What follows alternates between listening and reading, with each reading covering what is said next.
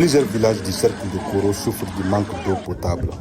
Dans le village de Somanagoro, dans la commune de Barapiredi, les femmes sont les plus affectées par cette situation.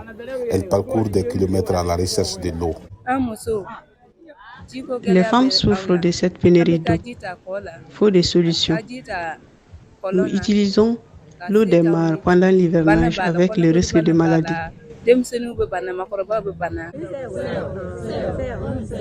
Somanagoro n'est pas unique. Dans ces localités, l'accès difficile à l'eau fragilise la résilience des populations déjà affectées par l'insécurité. L'USAID, à travers le projet Albarka, a financé des points d'eau dans 3 villages afin d'amoindrir la souffrance des femmes.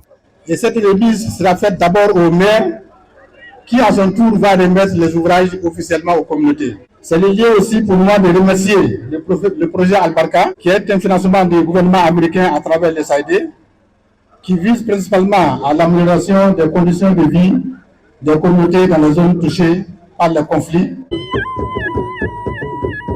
Un ouf de soulagement pour les femmes de ces localités qui n'auront plus besoin à parcourir des kilomètres pour se procurer de l'eau. Maintenant, nous avons l'eau. Il est facile pour nous de faire la lessive, de préparer. Avant, on se levait la nuit pour chercher de l'eau. Les autorités de Koro, tout en exprimant leur joie, attirent l'attention des partenaires sur le problème de l'eau dans plusieurs villages du cercle.